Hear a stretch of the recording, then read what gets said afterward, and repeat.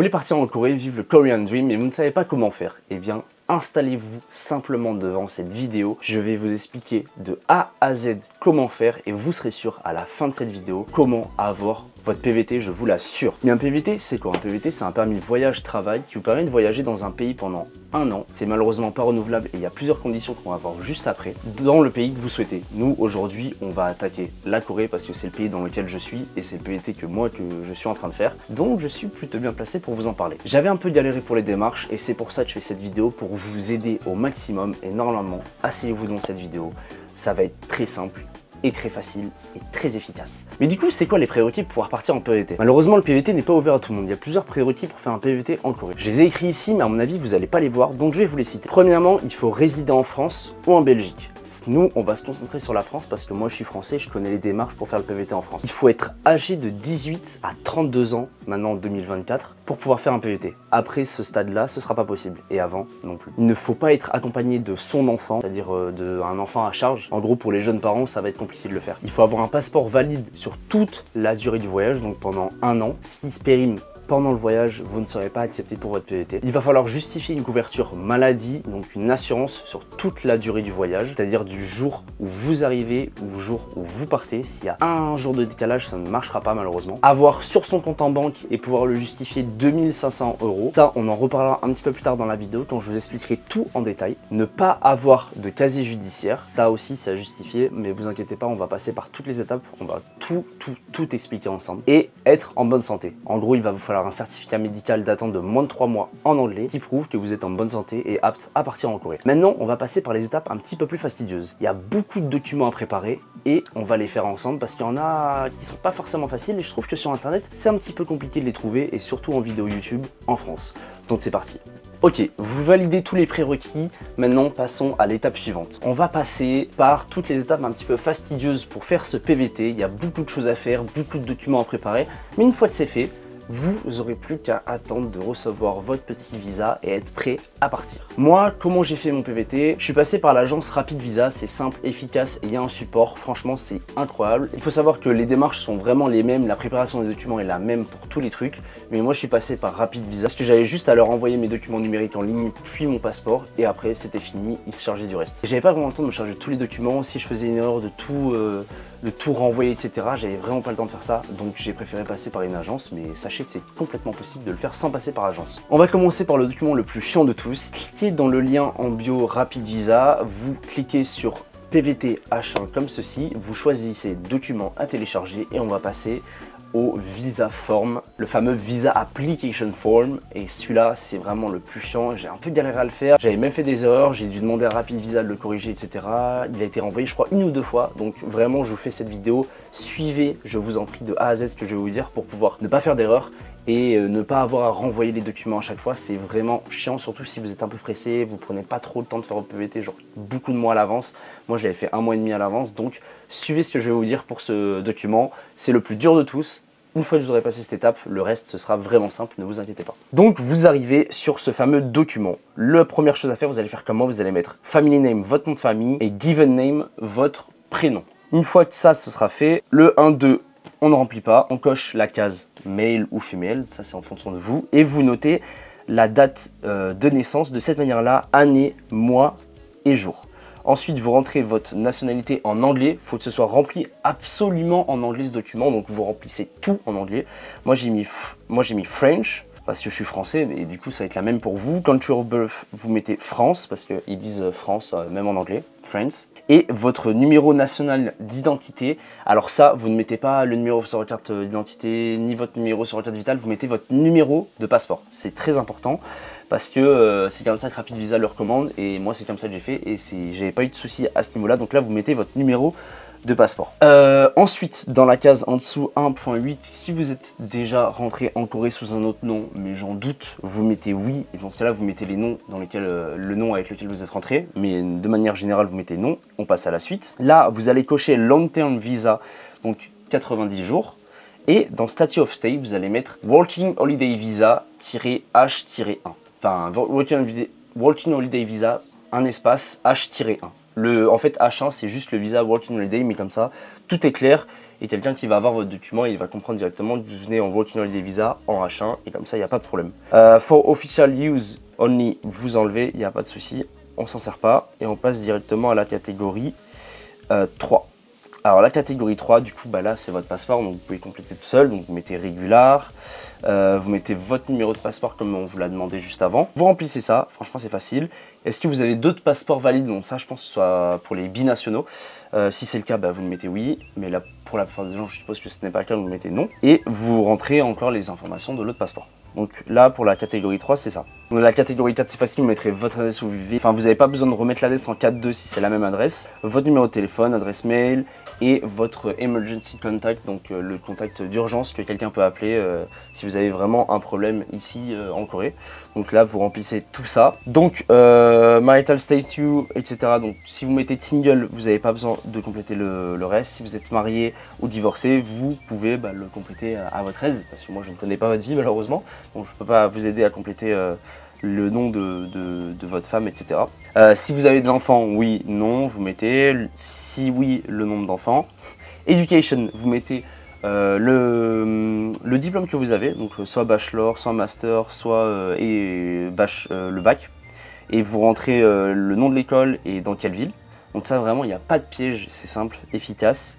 Là, après, on va passer à votre vie, en fait. Si vous êtes employé, si vous êtes entrepreneur, etc. Donc là, vraiment, pareil, vous complétez. Si vous êtes étudiant, unemployed, voilà, vous complétez à votre aise. Donc là, il n'y a pas de piège non plus, hein, vraiment. En fait, ce document, il n'y a pas de piège, mais il y a quelques petits détails qui peuvent faire que vous allez devoir le renvoyer. Et c'est pour ça que moi, je voulais bien suivre ce tuto. Et en plus, il est en coréen, anglais, ça peut être assez intimidant. Donc vraiment, c'est pour ça que je vous fais ce tuto-là. Et qu'on va bien insister sur ce document-là. Donc là, vous remplissez à votre aise. Detail of visit. Alors là, vous allez cacher order et vous allez mettre working holiday. Vous allez mettre le temps que vous souhaitez rester. Donc le PVT, c'est une durée maximum de 1 an, mais vous pouvez rester moins d'1 an. Donc dans ce cas-là, vous mettez le temps exactement où vous voulez rester. Donc moi, je suppose que vous allez rester 1 an, donc on va mettre 1 an. La date à laquelle vous voulez rentrer, donc ça peut être n'importe quelle date. On va mettre la date d'aujourd'hui, jeudi 27 juin, voilà, 2024.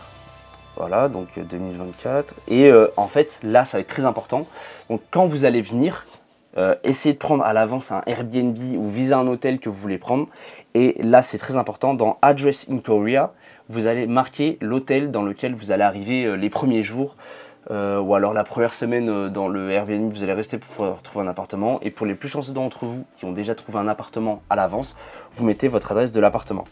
Et pareil pour le numéro de contact, vous allez mettre le contact de votre hôtel, du Airbnb ou de l'appartement dans lequel vous allez loger, donc dans ce cas-là de votre propriétaire. Ça c'est très important de le faire et de ne pas faire d'erreur dessus parce que ça peut être ça qui vous demande de renvoyer le document, donc vraiment faites pas d'erreur là-dessus. Si vous êtes déjà venu en Corée ou pas, vous mettez oui ou non. Moi pour mon cas c'était non, mais si c'est oui, vous mettez le nombre de visites. Donc je sais pas, ça peut être juste voyage, le nombre de temps que vous êtes resté, etc. Pareil, si vous avez vécu dans un autre pays, vous mettez également dans la catégorie en dessous. Donc moi pour le coup, moi j'avais mis oui, mais en gros si vous avez fait genre 1 an d'études à l'étranger, vous le mettez. Si vous avez vécu, je sais pas, dans un autre pays, vous le mettez, etc. En fait, il faut vraiment tout compléter parce que c'est l'immigration. L'immigration a besoin de tout savoir sur vous pour vous valider votre visa et surtout ne mentez pas. Donc detail of invitation. Donc là, est-ce que vous êtes invité par quelqu'un à faire le visa? Vous mettez non. Alors là, c'est très important de cliquer non. Il n'y a pas de, en fait. Par là, ils ne disent pas est-ce que vous venez parce que vous faites avec une agence de visa, etc. Non, non, là, ils parlent vraiment d'entreprises qui vous recommandent de venir en Corée et c'est pour ça que qu'ils demandent ce truc-là. Et pour votre cas, c'est complètement non. Donc, vous mettez non. Donc, la name of organization, vous mettez pas. Et le reste, vous mettez pas. Du coup, parce que vu qu'il n'y a personne qui vous invite à venir en Corée, vous cochez simplement non et ce sera tout. Alors là, vous allez mettre donc le coût ça vous avez estimé pour votre voyage, donc ça peut être n'importe quelle somme. Donc vous prenez votre billet d'avion et vous comptez quelques mois. Moi j'ai mis 2500 € pour l'exemple, ou 2000 €. Et là ça va être très important de compléter comme je vais le faire. Donc si vous avez un parent qui finance votre voyage, vous allez mettre votre parent dans name of person, name organization. Vous allez mettre votre relation avec ce parent-là, donc ça peut être parents, ça peut être, je sais pas, amis ou grandparents, ou ce genre de truc. Donc si c'est votre famille, vous mettez parents, et si c'est pas votre famille, vous mettez friends ou une entreprise. Mais surtout, vous pouvez mettre si vous comptez vous autofinancer pour ce voyage. Votre nom et prénom, donc name of person. Relationship of to the applicant, vous mettez myself. Et c'est super important, dans type of support, vous mettez financial. Donc ça c'est super important, il ne faut pas faire d'erreur. Et après vous mettez votre contact à vous, donc plus 33 et votre numéro français, ou etc. Et là faites pas d'erreur là-dessus, mettez absolument financial là-dessus parce que c'est très important. Assistant with this form, mettez non parce qu'en fait il parle d'assistance réelle, donc quelqu'un qui est avec vous, etc. et qui vous aide à faire le truc. Donc mettez non, je pense que c'est pas nécessaire de dire que c'est moi qui vous aide et je crois pas qu'il parle de ça. Et ensuite vous avez juste à mettre votre date, votre nom et signer et vous avez fini avec ce document. Donc faites-le sur votre ordinateur ou imprimez-le, mais c'est très important de les imprimer les documents, c'est nécessaire en fait. Vous avez besoin de les imprimer, donc imprimez-moi ce document les amis. On en a fini avec ce document qui était vraiment le plus relou. On va passer au deuxième qui est un petit peu plus chiant aussi, mais qu'il faut faire. On va passer au casier judiciaire numéro 3, enfin bulletin numéro 3 du casier judiciaire qu'il faut demander en fait en ligne, qui vont vous envoyer par mail et que vous allez pouvoir imprimer. Ensuite, ce document-là, vous allez l'imprimer, mais ça va être assez simple. Vous allez aller dans le lien dans la bio qui va vous amener directement en fait sur le site casierjudiciaire.justice.gouv. Vous allez dans ce lien en bio, vous allez descendre, vous allez faire ma demande France Connect et vous allez remplir les documents. Donc vous êtes né en France métropolitaine, vous allez mettre juste votre mail. Ensuite ça va vous demander votre nom, etc. blablabla. Et vous allez recevoir par mail assez rapidement ce document là. Une fois que vous avez reçu ce document, vous allez l'imprimer et vous allez devoir le faire apostiller. Alors là vous avez deux choix. Moi je suis passé par Rapid Visa pour faire mon apostille. Encore une fois il y a le lien en bio, je vous mettrai tout en bio. Pour faire apostiller, donc ça coûte un truc comme 50 €. Vous envoyez par mail votre casier judiciaire. Ils vont se charger de l'envoyer à la cour d'appel de Nantes pour le faire apostiller pour vous et comme ça vous n'avez pas de problème, vous n'avez pas de galère à le faire. Ou sinon vous imprimez le document, vous prenez une enveloppe et vous l'adressez à l'adresse qu'il y a dans la description. Donc je vais tout vous mettre apostille, vous allez avoir tout le code postal à envoyer, etc. Et il est très important sur une autre page d'expliquer pourquoi vous avez besoin de ce courrier. Donc en gros justifier sur une feuille séparée pourquoi vous nécessitez la apostille. Donc vous dites que c'est pour un visa pour partir en Corée du Sud et vous expliquez rapidement, mais vraiment rapidement, pourquoi vous aimeriez partir en Corée du Sud. Et ensuite dans un délai de 1 semaine à 2 semaines vous allez recevoir votre papier apostillé. Donc c'est important de savoir que pour avoir votre visa il faut que votre dossier soit complet. Donc il y a pas mal d'étapes comme celle-là qui prend déjà 2 semaines en amont, en plus des frais, en plus du temps que va mettre l'ambassade à faire votre visa. Donc prenez bien le temps de le faire en avance, votre visa c'est très important. Donc une fois que ça c'est fait, vous recevez votre papier, il faut également faire une lettre de motivation pour partir en PVT en Corée. Et pour ça, rien de plus simple que ChatGPT. Vous allez aller du coup sur ChatGPT, vous allez taper écris-moi une lettre en anglais de motivation pour partir en Working Holiday Visa, en PVT, en Corée du Sud, en précisant bien que je n'y vais pas pour travailler, mais pour découvrir la langue et la culture. C'est les choses à dire en fait pour qu'ils acceptent votre lettre de motivation. Il ne faut vraiment pas presser, vous venez pour bosser là-bas parce qu'ils veulent pas de ça. Ils veulent des gens qui viennent pour apprendre la langue, pour découvrir la culture plus qu'autre chose. Donc vous précisez ça et ChatGPT va vous écrire une lettre entière. Encore une fois, le lien dans la bio les amis, qui va du coup passer parfaitement. Moi elle est très bien passée cette une lettre de motivation là. Il faut savoir qu'ensuite il faut qu'elle soit imprimée sur une page A4 et qu'elle fasse maximum 2 pages. Voilà. Et super important, le titre de la lettre doit être Working Holiday Activity Plan. Donc voilà, ça le ratez pas, mettez bien ce nom là de lettre, c'est hyper important. Prochaine étape. Il vous reste simplement un dernier document à remplir et ensuite on aura fini pour les documents à remplir. N'oubliez pas de tout imprimer, mettre ça dans une grosse enveloppe. Et le dernier, ça va être juste un document à signer qui sera encore une fois dans la bio, ne vous inquiétez pas. Donc document numéro 4, je ne sais plus comment il s'appelle exactement celui-là, mais lui, il faut juste le signer, mettre, voilà, vous signez simplement ce document-là, vous l'imprimez. Et il faut savoir que quand vous imprimez les amis, n'imprimez surtout pas en recto verso, c'est que du recto. Voilà, je vais le réécrire dans la vidéo à l'avance parce que là je vous le dis un peu tard, mais que du recto. Bon, maintenant il faut passer à l'assurance. Alors moi je suis passé, donc comme je vous l'ai dit, votre assurance elle doit durer tout le long de votre voyage, donc minimum un jour avant et après un jour après, faut que ça couvre vraiment toute la période, qu'elle soit de minimum 30 000 € de couverture. Et moi, pour ce faire, il y a vraiment beaucoup d'assurances. Rapid Visa vont vous proposer une assurance. Il y a AXA, il y a vraiment beaucoup d'assurances. Moi, je suis passé par l'assurance April. Dans mes voyages, j'ai toujours utilisé ça, hein. C'est pas du tout un partenariat ou quoi, mais juste j'ai toujours utilisé ça et ça marche super bien. Donc moi, je vous recommande April. C'est peut-être un petit peu plus cher que les autres, mais vous avez une super couverture, genre 500 000 € je crois de frais. Et Dieu sait que les coûts médicaux ici en Corée, ils coûtent assez cher. Il n'y a pas besoin de blablater pendant 40 heures là pour recevoir vos remboursements. Donc franchement, April, moi je vous recommande. Ça a super bien marché pour moi et du coup, franchement pour moi, une des meilleures assurances que vous pouvez avoir. Donc je le recommande, mais encore une fois, ça c'est à votre guise. Donc juste minimum 30 000 € de frais d'assurance et bien sûr que ça couvre tout votre séjour. Donc pour le reste, on va le voir ensemble, mais c'est des documents que vous allez devoir faire vous-même. Donc vraiment assez simple, que je ne peux pas vous aider à compléter. Donc pour commencer, on va revoir tous les documents qu'il va falloir. Donc il faut que votre passeport soit valide. Donc ça, vous allez d'abord peut-être à votre mairie. Si c'est pas valide, vous refaites votre passeport, etc. Une photo d'identité en couleur, je crois qu'il en faut au moins 2, de moins de 6 mois, en 3.5 x 4.5 en centimètres. Votre vol aller-retour, mais si vous ne prenez pas le vol retour, il va falloir 4 000 € sur votre compte en banque pour justifier en fait que vous allez pouvoir acheter le vol retour au lieu de 2500.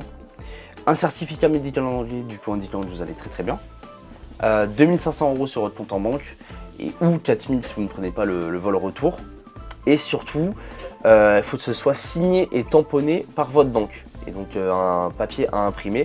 Donc il faut que ce soit un relevé bancaire en fait de moins d'une semaine, signé et tamponné par votre banque, imprimé et vous l'envoyez directement dans votre document. Donc faites ça vraiment au dernier moment, vous le faites signer juste avant d'envoyer une fois que vous avez tous les documents, vous rassemblez tout et vous envoyez directement dans votre dossier. Et votre dernier certificat de scolarité ou votre dernier diplôme si vous êtes déjà diplômé, ils en ont besoin. Et ensuite du coup les 4 documents qu'on remplit à l'avance: la lettre de motivation, l'assurance, enfin les papiers justifiant votre assurance, hein, vous demandez à votre assurance, ils vont le faire très bien, pas d'inquiétude, le casier judiciaire apostillé et pour finir le visa form, visa application form.